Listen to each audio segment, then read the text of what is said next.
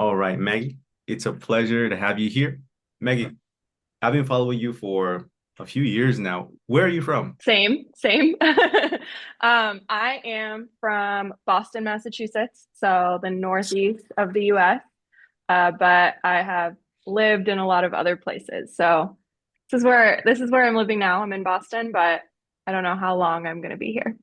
Okay, no wonder because you don't have the typical Boston accent.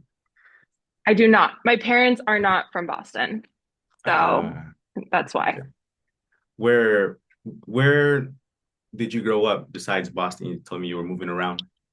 Yeah, no, I grew up in Boston. I lived here until I was 18, and then I moved to Washington, D.C. for college. And then I moved to Mexico. I lived in Guanajuato for 2 years. That's cool. Yeah, best time of my life. But then I also spent some time living in Brazil and some time living in Colombia. Wow. Okay, okay. What made you want to move to these Spanish-speaking countries?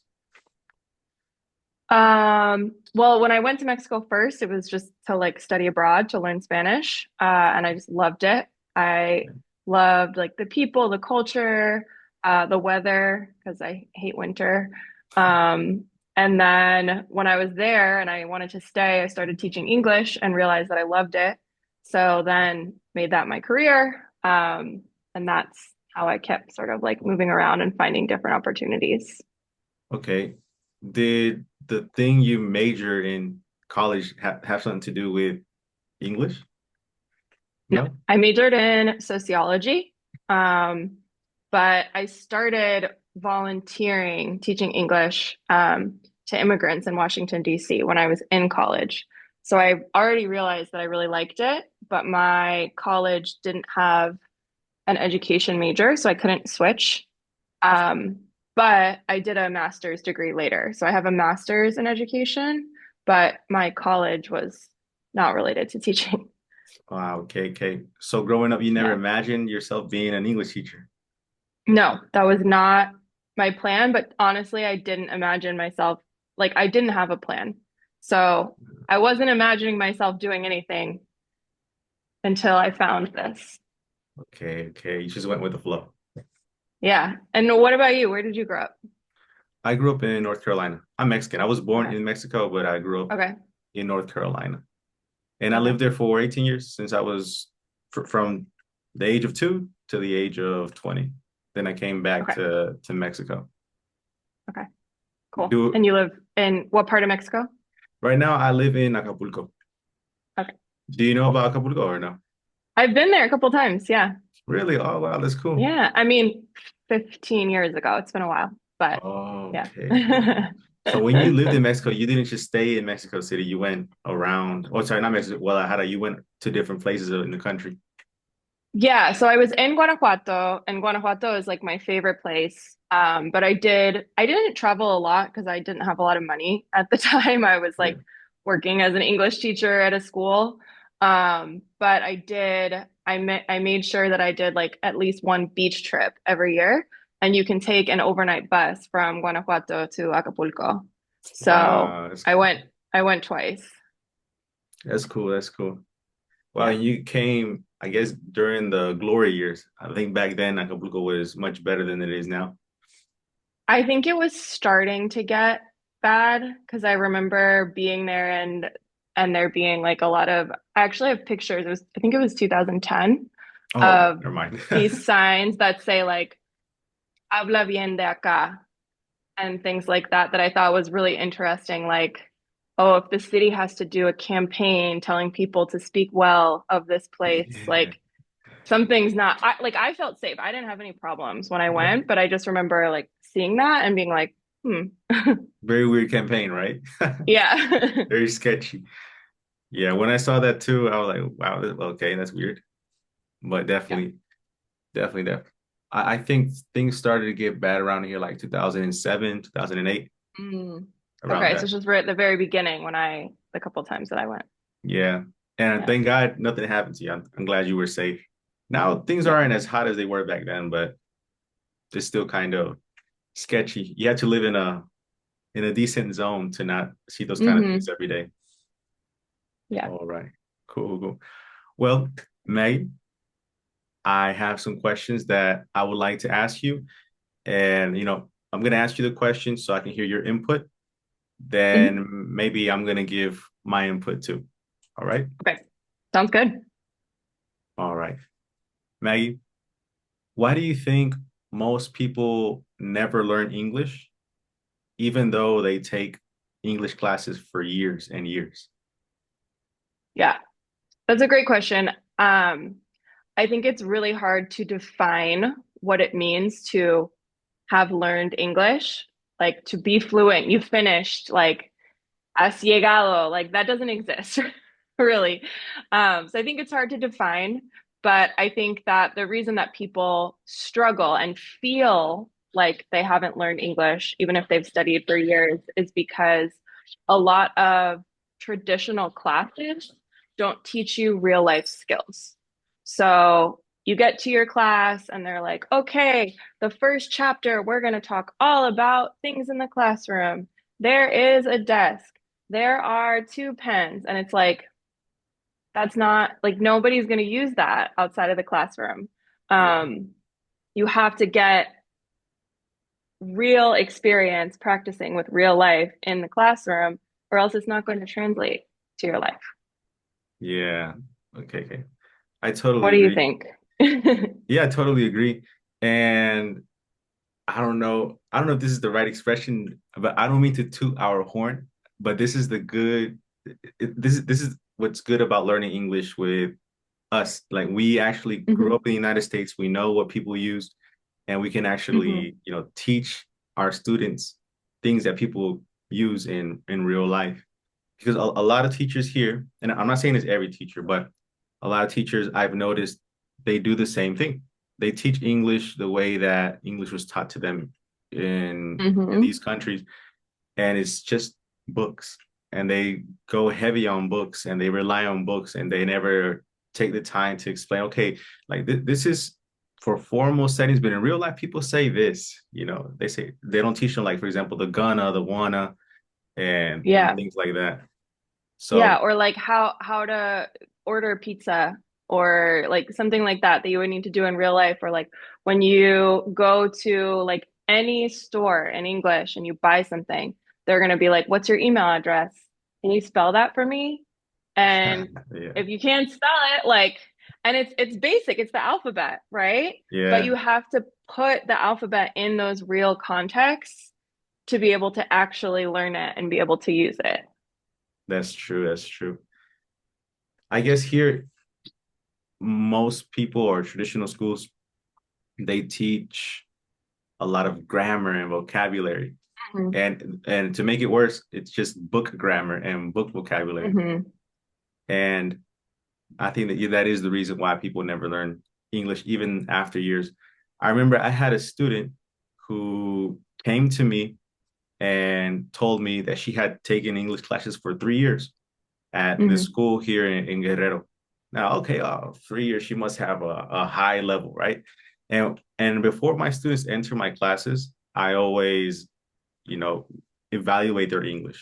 I Hmm. assess their English level. And I asked them a few questions. And I remember with her in particular, I thought I was gonna like use all my questions up to make sure that she had a great level, but she didn't even have an A1 level of English, like even beginner English after 3 years. And I wasn't asking her any crazy questions. I always start with the basics, like what's your name, where are you from? Then I start getting a little Hmm. harder, like what'd you do yesterday? What would you do if Hmm. you had $1 million? But I never even got to those questions. So Yeah. it was interesting. Like after 3 years, she only had a basic level of English, and I think that's Yeah. that's And horrible. I see that a lot. And I actually don't, it's not only like schools outside of the US that teach that. It's schools here too, because I have um my students right now are like a mix of students who live in the US and who live outside of the US. And I'll have students who like have lived here for 5 years or 10 years. And they'll say, like, I took these community English classes or I studied at this place, but And some of them are really good. Like I used to work at those community organizations and there are really good people there who are like doing a good job, but like the jobs don't pay that well and it's I think they have trouble finding teachers. So it's just kind of like whoever is there. And so Yeah, it's not necessarily somebody who has experience, it's not necessarily somebody who has like a passion for teaching. And those people are going to be the people who just teach with the book. And like I don't know. For me, it was when I started like, and I didn't know what I was doing, right? Because I told you I didn't study that at first. I studied it later. Um, like I remember my first job, I got there. Yeah, of course I needed a book because I didn't know what to teach. But I think it was just like my instinct was like, okay, well, I can use this as a base, but this is like so boring. How do I make this more interesting? So I was like always trying to bring in other activities, like real life stuff to get people talking because I was like, okay, the book is going to tell me at least like what order I should be teaching stuff yeah, in. But like other than that, like, oh my God, this is so boring. And so I think there's some people who kind of like get in the situation and they got it and they thrive, but there's some teachers who don't. Like yeah, yeah. Do you believe that teachers are born with the gift of teaching? yes and no.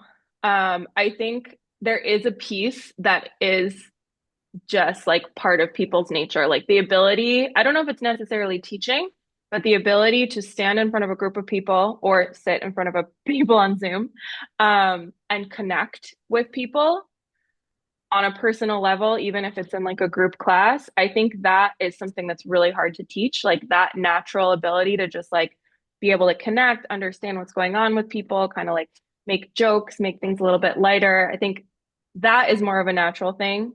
But I think that the methodology, learning about teaching practices that actually are supported by the way our brain works and what activities are a waste of time and what activities are actually going to get students learning, like that part is learned. So I think it's a combination. Okay. What do you think?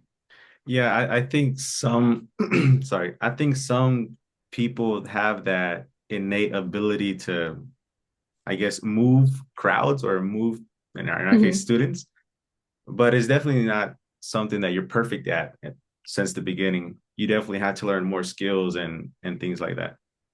Totally agree. Yeah. Very cool. Yeah. Uh, And did you study teaching originally or no, later or no, I didn't. I didn't. I mean, when I came back to Mexico, I this is gonna be crazy.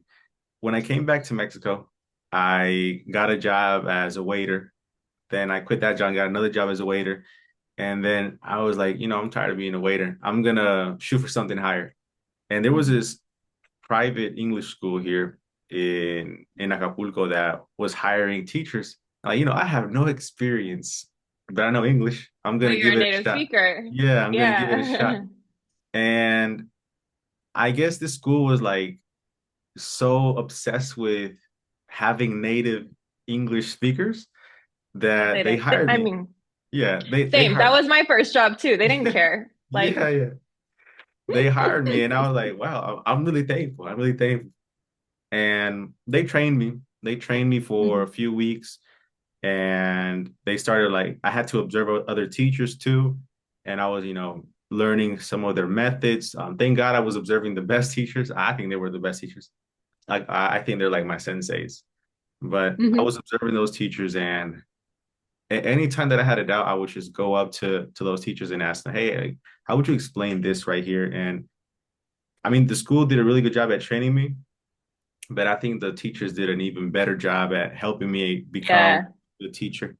And after that, I took some courses at, well, not at, I took some Cambridge University courses to get certified with, TKT and stuff Mm. like that. Yeah. TOEFL, the SENI, which is like a government issue thingy. Mm. I got all of that, and yeah, I became independent like 4 or 5 years ago in 2020. Yeah, 2020, I became independent. Cool. So it's been fun. It's been fun. I worked 3 years, for private schools, private English schools, and 4 or 5 years by myself. And It's been fun. I've enjoyed it a lot. Yeah. How long have you Yeah. been private? So great question. Complicated answer. Um, so I started teaching in 2010. That was when I was in Mexico. That was at a private school. They didn't train me at all. They were just like, here you go, here's a book, here's your students, go for it.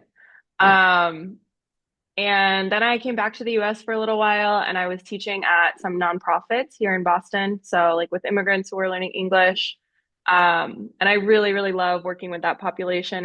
It's like people who need English in their everyday life and they're so hungry to learn and practice. And it's very different from working with students who are living outside of the US. Not that it's bad. Like I work with a lot of students outside of the US now as well. Like I have a mix, but it's just like a different level of need for Yeah. students who are here.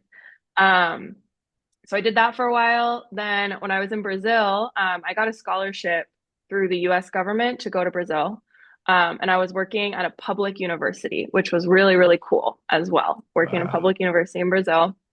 Then I came back here for a little while, was working at nonprofits. Then in Colombia, I went with a program of the Colombian government. And so I was at a public high school in Colombia. That Wow. was like very eye-opening, very different as well. Then I came back here, and then I actually started working at a public high school here in Boston. Um, I wanted like, better pay, better benefits, all of that, but it was not worth it because I wasn't like really allowed to teach the English language. I had to teach like reading and writing rather than like the actual everyday language. And my students were begging me to learn. They were like, we don't want to read, this book because we don't even know how to go to a restaurant or like talk to our boss at work. And I couldn't teach them what they wanted to learn. And that was making me so crazy. Um, so that's when I started on social media. I was like, this is a place where I can just like give people what they want and help people. Nice. But I actually stopped teaching for a few years. My full-time job right now is actually not teaching. I needed a break. The pandemic burned me out. I needed to do something else. So I work remotely for an education company. Um, but I started my private teaching business on the side last year because I want to get to do that full time. I really miss teaching. So now I'm teaching, I teach 3 group classes every week, in addition to my full-time job doing something else. But I'm hoping within the next 6 months to go full-time working for myself. Wow. Okay. So you have that goal to be, I guess, your own boss again. Yeah, Okay, that's yeah. cool. That's No, cool. and not again. I've never been my own boss. It's the first time, so Oh I'm no. I'm nervous. Yeah, Okay, okay. I yeah. thought I thought you were like before you got burned out during the No, I was pandemic. I was always I was working at a public high school. Wow. Okay, so Yeah. while you were working at another place, you just decided to start making content. I started making the content during COVID because in Massachusetts, school was online for a year. So I was working with high school students, adolescents. They were coming to class, not turning their cameras on, not participating. Um, and the administration kind of told us, like, do whatever you want to get the kids doing something. So I was kind of given that permission to not do the curriculum that I didn't like and actually like do more stuff that the kids wanted. And I started bringing in videos from social media and having us watch those and practice phrases from the videos. And then like I couldn't find what I wanted. And I was like, I can do this better. So I started doing Nice. it during COVID as a way to connect with my high school students. And then it just kind of like went from there. Okay. Your high school students were native English speakers or they were Latinos? No, they were newcomers. So they were students in their first or second year in the US. Most of them were from El Salvador, Honduras, and Guatemala. Wow. Okay, okay. So Yeah. you work with basically all types of Latinos and Spanish speakers. Yeah. That's Yeah. cool. That's cool. Awesome. Yeah. Okay. Well, the next question. What is something that you would teach your student in the first week of classes that most schools skip? Yeah. I think this goes back to like the example I gave a few minutes ago of like, it's always like, oh, the first month we're just going to talk about like things in the classroom. I'm like, nope, we're skipping that. This is not helpful at all. Um, if I was teaching a basic English class from zero, like just starting out, the very first units would be, and I'm not saying, I don't think this is things that people skip, but we would be putting more into practice, I think. So, Yeah, like I said, like, okay, yeah, of course you're going to teach the alphabet. Any book is going to have you teach the alphabet, but you can't just learn the way the letters sound and move on in English. Like yeah, we go and we are practicing like, okay, you're in a store, they ask you to spell your name or they ask you to spell your email address and everybody knows how to spell their first name, their last name, their email address and say their address before we move on to anything else because especially if you're living in the United States or if you want to come visit the United States, like that's the first thing you're going to need. You have to know how to spell things for people and you have to be able to like spell your name and your address. Like maybe you're coming through immigration, they ask you where you're going to stay. Like those are the most basic questions that you have to know.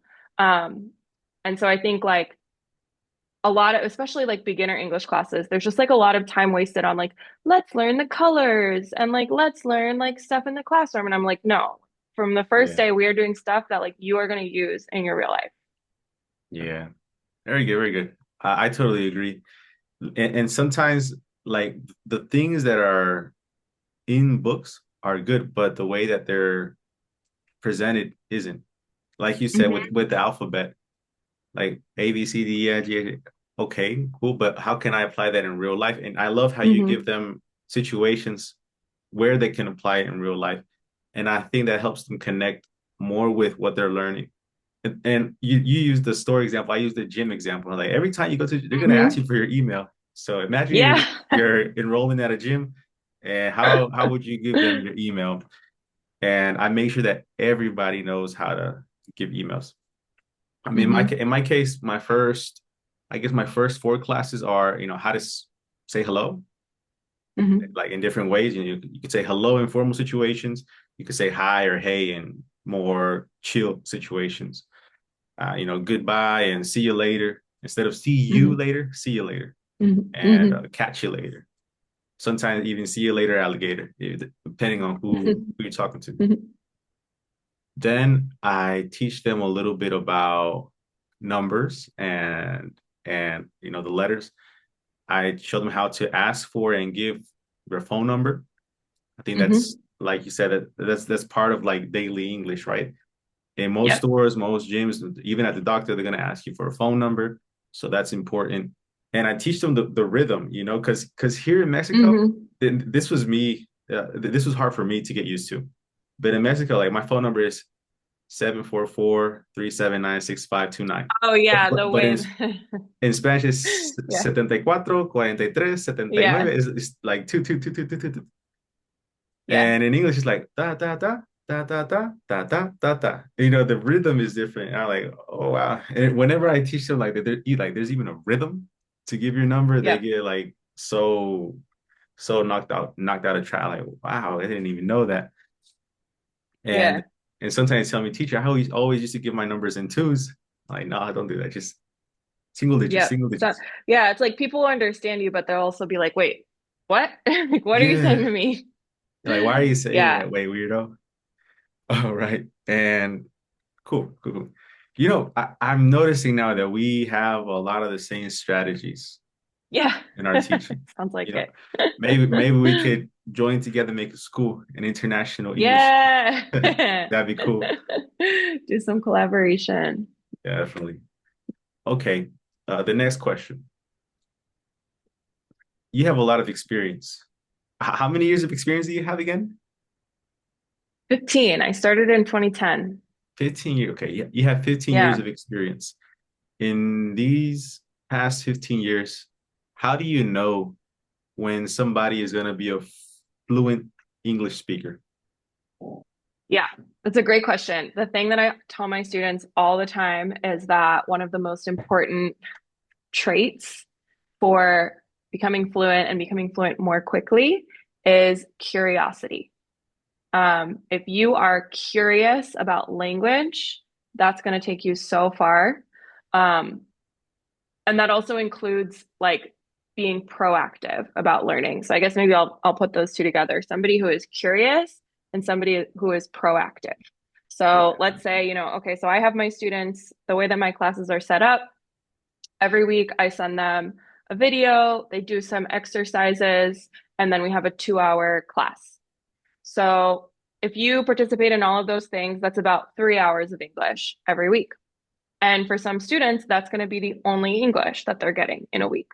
But Yeah. some of my other students are sending me messages every day being like, hey, I saw this like on a show. Can you explain to me? Like, I don't understand the context. Or like, hey, Yeah. Maggie, like I saw this sign at McDonald's or something. Like, can you explain? Like, I don't understand what this word means here.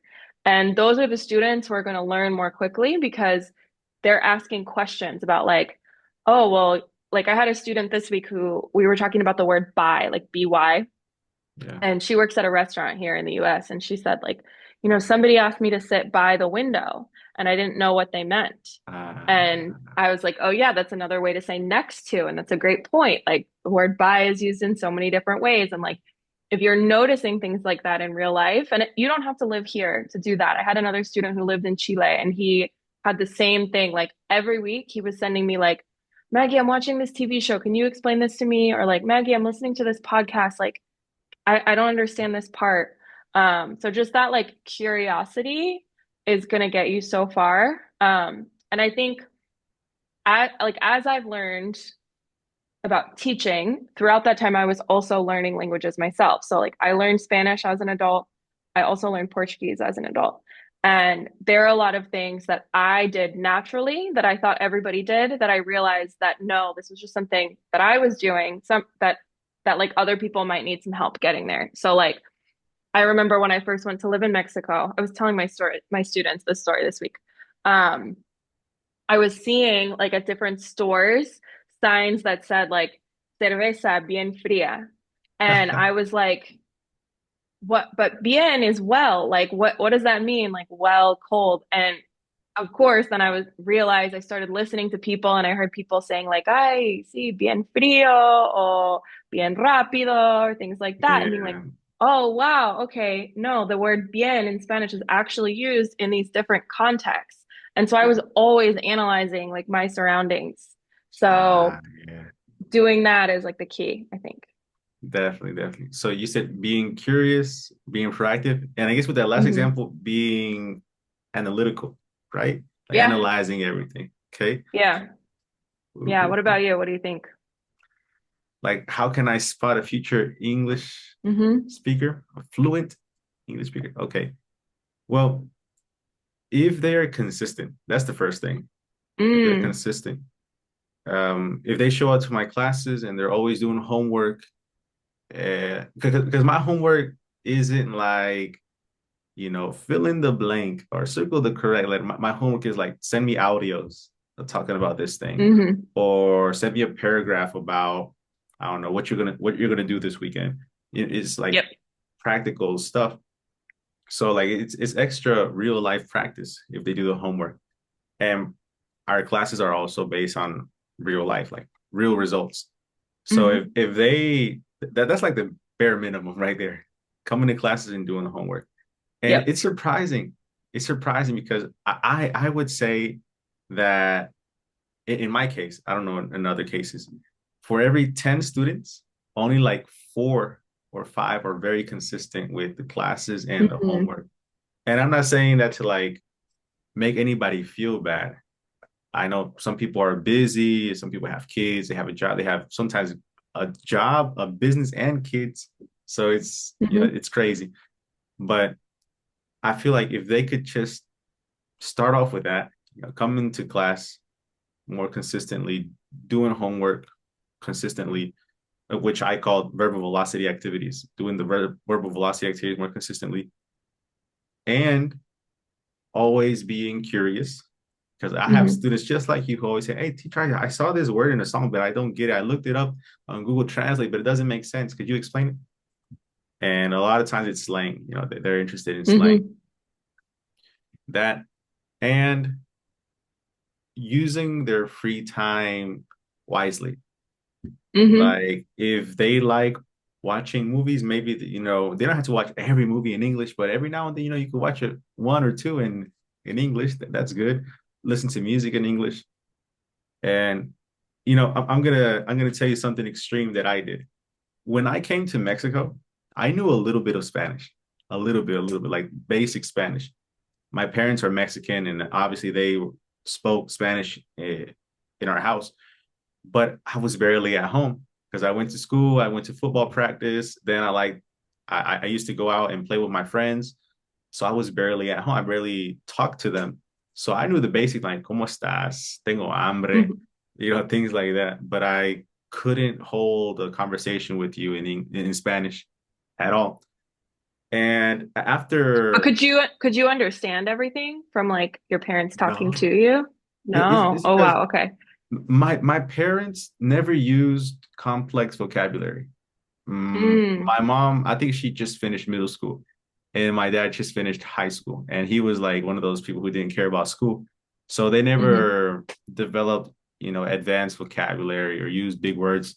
So I was just stuck with the basic stuff.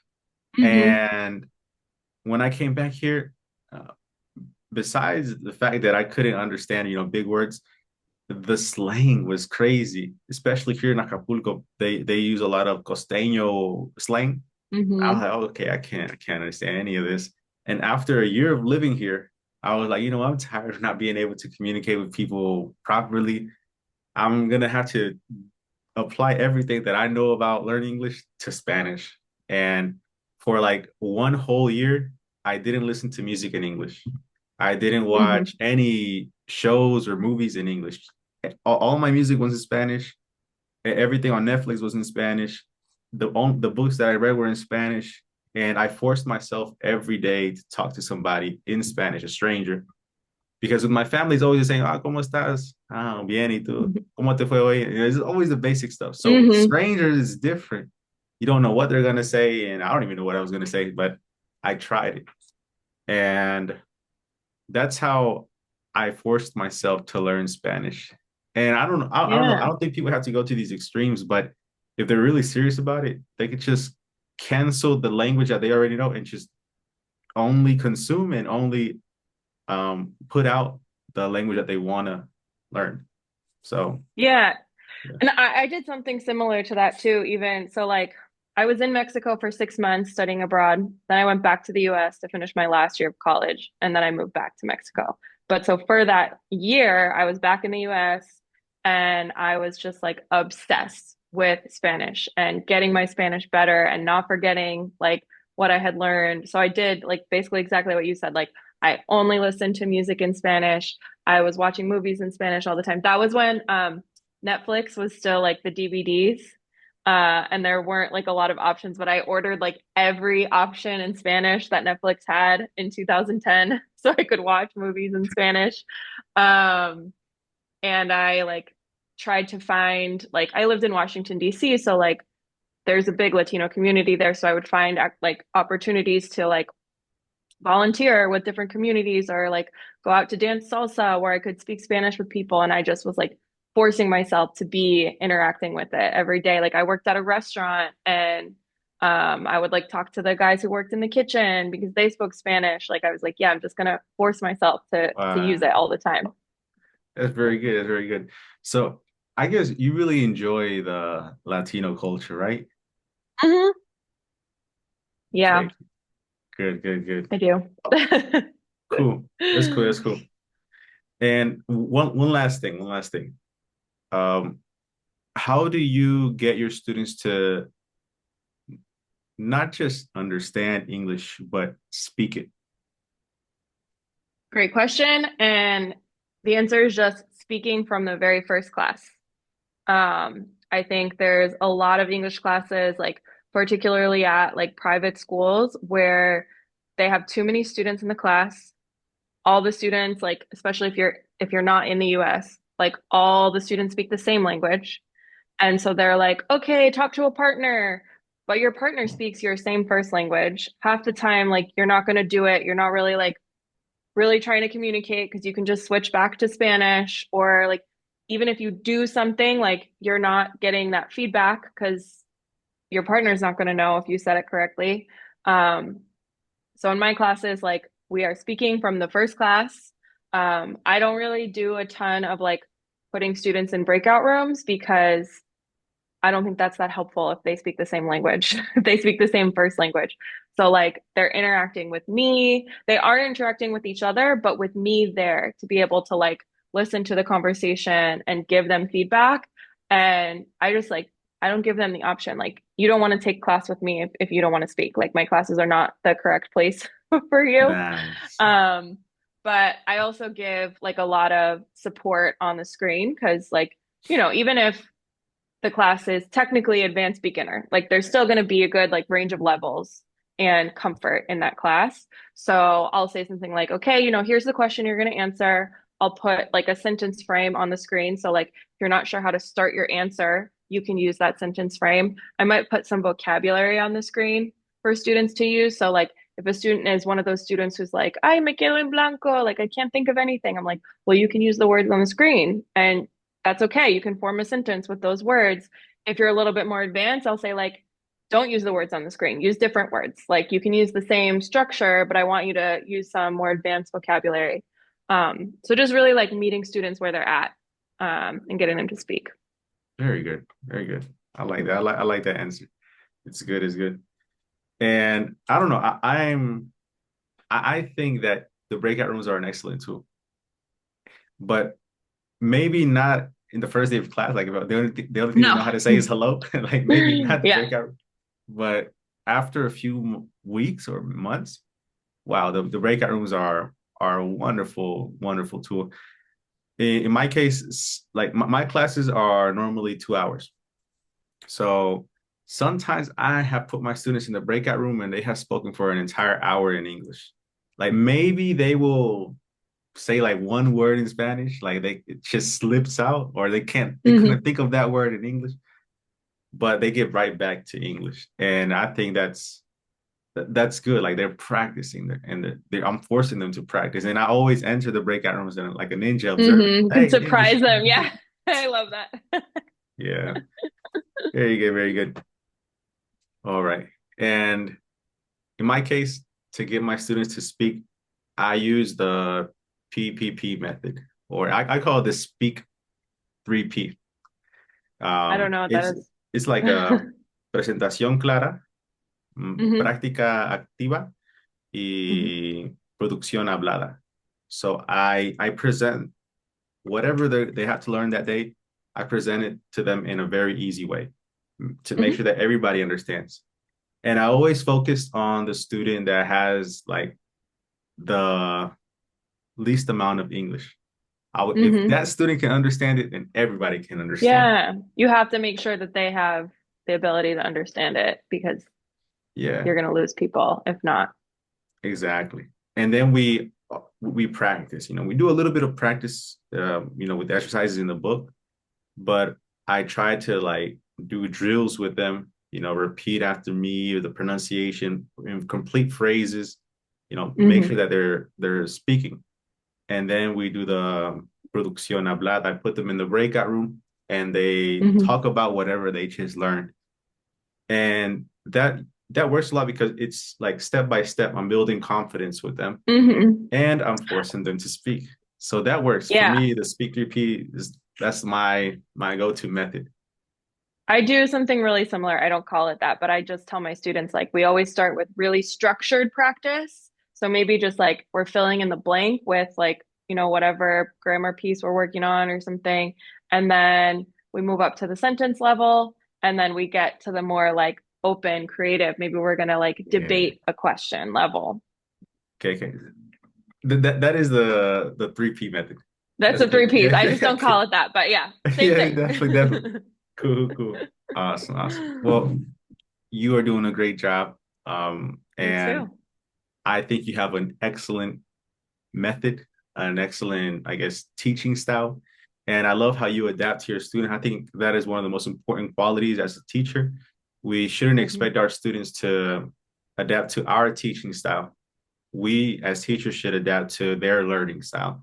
Yeah. And very good. I am happy to have spoken with you. I'm happy Yeah. that you are an Same. English teacher, and I hope more English teachers would be like you. All Yeah, this right. has been such a great conversation. It's funny that we're like so aligned in so many ways that we've like Def- developed the same strategies. So I love to hear that. And yeah, maybe we can collaborate more in the future. Definitely, definitely. I would love to. Well, All right. Maggie, thank you. Have a wonderful day. Take care, Take you care. too. Bye bye.